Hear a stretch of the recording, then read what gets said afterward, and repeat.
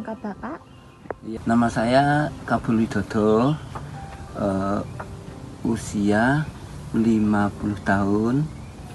Terus alamat lengkap saya itu di Dusun Selodhuwur, Desa Batur, Kecamatan Getasan, RT 01 RW 16. Riwayat pendidikan dan sekolah di mana saja Pak?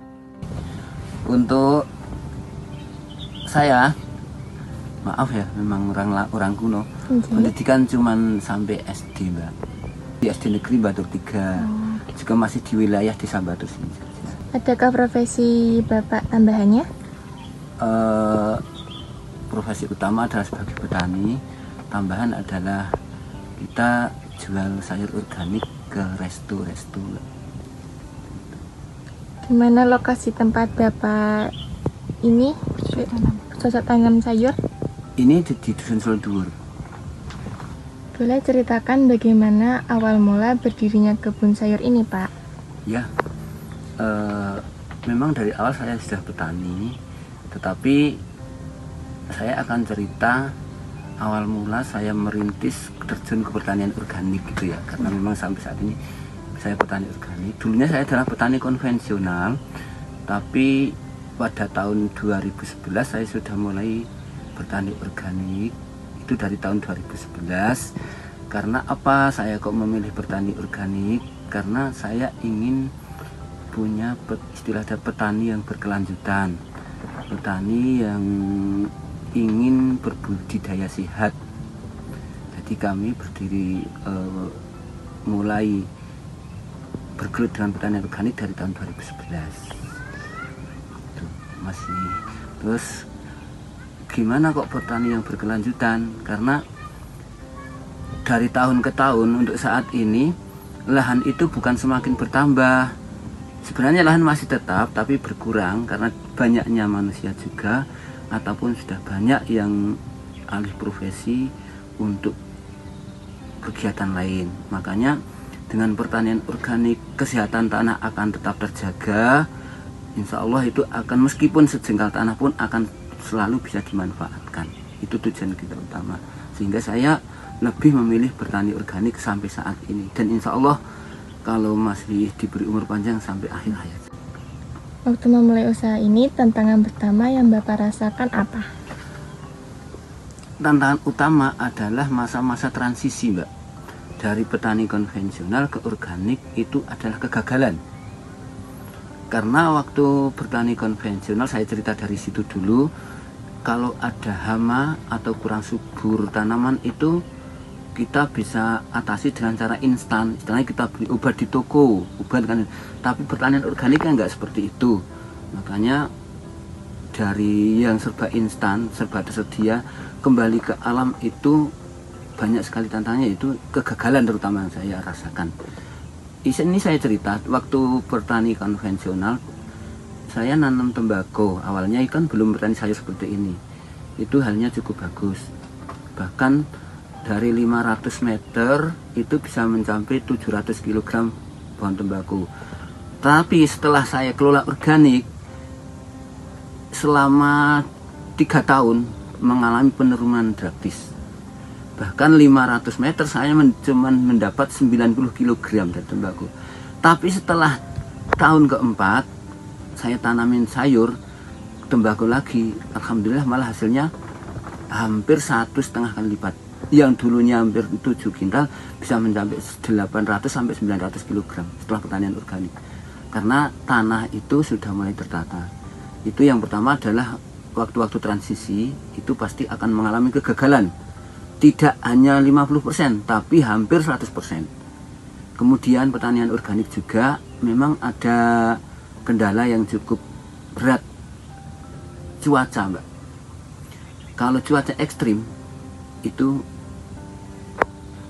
persentase keberhasilan sedikit. Pasti akan mengalami kegagalan. Karena memang kita untuk sarana produksi, penyemprotan, segala macam, kita membuat sendiri tanpa harus beli dari toko. Tuh. Bagaimana mengatasi sayur yang tidak berkembang atau membusuk, Pak? Oke. Untuk tanaman yang tidak tumbuh atau tidak bisa berkembang dengan baik itu biasanya karena pembibitan. Bibitnya itu yang memang kurang berkualitas. Jadi bibitnya ada yang istilahnya kalau orang Jawa bilang gabuk gitu. Itu tidak akan tumbuh. Atau kalaupun tumbuh itu tidak akan bisa berkembang dengan baik. Makanya untuk mengatasi hal tersebut adalah kita harus benar-benar mencari bibit yang bagus dan berkualitas. Itu salah satu opsi. Nah, selain itu, kalaupun sudah bibit bagus kok tidak perkembangannya masih kurang, kita perlu dikasih nutrisi. Nah, intinya nutrisi bagi kami karena kita tidak beli, jadi kita bikin pupuk organik cair. Nanti setiap 1 minggu kita kocor. Kalau yang untuk pupuk POC, pupuk organik cair, tapi setiap petani atau setiap kelompok itu beda ya Mbak, karena yang namanya petani organik itu adalah sifatnya eksperimen. Kita selalu mencari solusi dari alam kita sendiri. Kalau saya sendiri ada cara sendiri, yaitu satu, air kelapa tadi, air cucian beras, kemudian gula aren, jadi bukan gula molase yang saya pakai, gula aren, kemudian telur ayam Jawa, karena kalau telur ayam bertelur itu pasti mengandung obat, itu. Kemudian nanas, rebung, kemudian ada lagi bonggol pisang. Itu kita cacah, kita fermentasi jadi satu tadi. Gitu. Jadi itu dalam waktu 21 hari setelah berjamur, itu jamurnya akan berwarna kehijau-hijauan. Jadi nanti di situ ada berjamur kehijauan dan sudah baunya akan seperti tape, Mbak. Oh, tape. Itu sudah siap diaplikasikan dan sudah tidak mengandung gas gitu. Oh, gitu. Seperti itu. Dan caranya untuk membuat pupuk organik cair itu bisa disemprotkan, bisa dikocorkan, bisa. Kocorkan itu cuma ini Pak ya? Iya, dikocorkan disiram di akar itu. Kalau saya kalau disiram itu terlalu banyak ya, juga terlalu banyak tenaga, saya semprotkan aja. Karena yang namanya POC, pupuk organik cair itu meskipun kita aplikasikan banyak tidak akan membakar tanaman. Iya. Apa motivasi Bapak kepada anak muda yang menonton video ini? Oke, saya memberikan himbauan dan motivasi kepada anak-anak muda sekarang bahwa saat ini adalah dari pemerintah sendiri sangat mendukung terhadap petani milenial, khususnya akan dapat perhatian khusus dari pemerintah.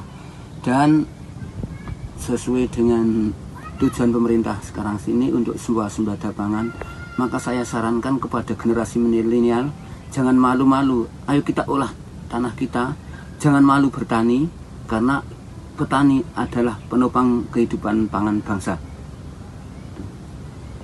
Pak, kan di sini ada kayak hewan-hewan kayak hama gitu yang merusak tanaman Bapak, itu apa aja ya? Ada Mbak, apalagi inilah saya ini kan berdampingan dengan hutan pinus di Taman Nasional. Seringkali monyet-monyet ini bergelantungan di sini masuk ke kebun warga, Mbak. Itu makan sayuran-sayuran, jadi ya sangat merugikan sekali. Ini pada waktu-waktu tertentu, pagi, siang, atau kalau sore sekitar jam 4, itu banyak sekali ini bergelantungan di pohon-pohon. Kemudian turun masuk ke ladang. Kecuali kalau yang sudah dikasih pagar screenet seperti itu, dia nggak mau masuk. Berarti dia kalau kayak gitu bakal nggak mau? Mungkin takut kalau cakarnya itu nyangkut situ nggak bisa dilepas gitu. Tapi di sini kalau waktu saya tanamin tomat, nggak panen Mbak. Pada waktu itu panen harga tomat 25.000 per kilogram, sama sekali nggak panen. Itu gara-gara monyet makanin. Kubis, brokoli juga nggak pernah panen. Makanya tanaman saya di sini paling beetroot, pokcoy, sawi putih, romen, lotus atau selada. Itu yang anti dimakan sama monyet. Ya masuk tapi nggak dimakan. Nah yang ini adalah sertifikat yang internasional yang disertifikasi oleh Control Union, mempunyai standar Jepang dan Eropa. Kemudian yang ini adalah yang SNI, tapi ini masih tergabung dengan kelompok tani Bangkit Merbabu. Kemudian yang asli dari sertifikat Minang Bangkit Merbabu sendiri sedang dibawa BPL-nya karena ada acara Expo Produk Unggulan Organik.